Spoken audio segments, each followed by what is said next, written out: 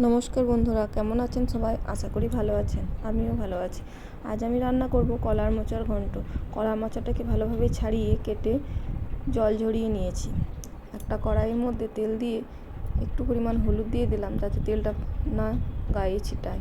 এবার ওই কেটে রাখা কলার মোচা আমি ভালোভাবে ভেজে নেব। আমি কিন্তু কলার মোচাটা সেদ্ধ করিনি, অনেকে সেদ্ধ করে কিন্তু এইভাবে একবার না সেদ্ধ করে বাড়িতে বানিয়ে দেখবেন, খেতে কিন্তু খুব ভালো হয়। এই যে আমি একটা মশলা বানিয়ে নিচ্ছি, রসুন, আদা আর কাঁচা লঙ্কা দিয়ে একটা ভালোভাবে পেস্ট বানিয়ে নিলাম।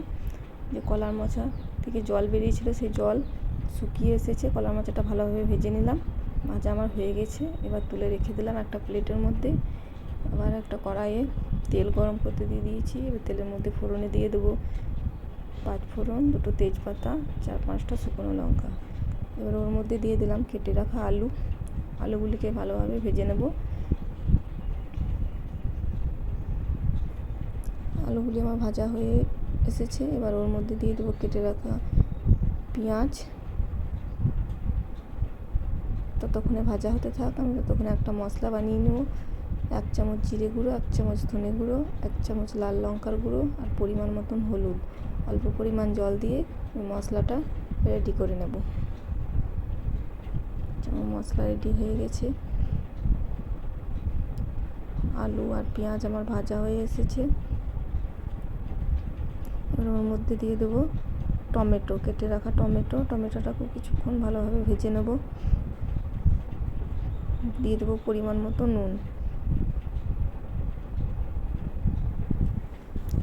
বেটে রাখা মশলা দিয়ে দিলাম, দিয়ে কিছুক্ষণ নাড়াচাড়া করব।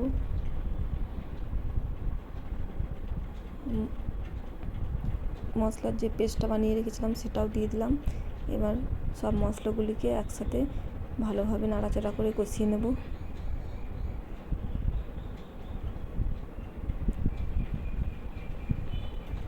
যে মশলা আমার কষানো প্রায় হয়ে এসেছে, মশলা থেকে তেলও ছেড়ে এসেছে।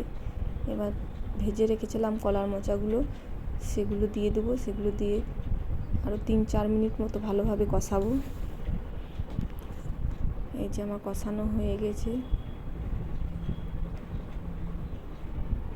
এবার আমি দিয়ে দেবো গুঁড়ি করে রাখা নারকেলটা দিয়ে আবার কিছুক্ষণ নাড়াচাড়া করব যাতে নারকেল কলার মোচার মধ্যে ভালোভাবে মিক্স হয়ে যায়। কিছুক্ষণ নাড়াচাড়া করার পর এবার দিয়ে দেব পরিমাণ মতো জল।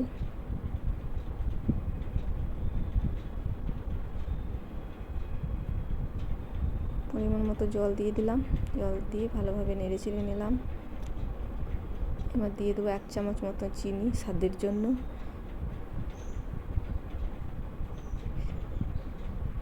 এবার ঢাকা দিয়ে দেবো, 3-4 মিনিট ফুটতে দেবো।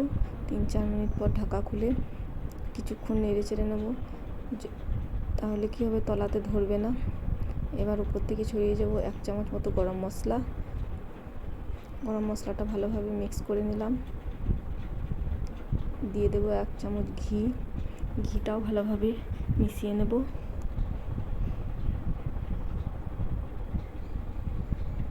আরও কিছুক্ষণ ঢাকা দিয়ে রেখে দেবো হালকা আঁচে, তাহলে গরম মশলা ঘি ভালোভাবে মিক্স হয়ে যাবে। 3-4 মিনিট পর ঢাকা খুলে রেডি আমার কলার মোচার ঘন্ট। এইভাবে রান্না করে খেয়ে দেখবেন, খেতে কিন্তু খুব সুস্বাদু হয়।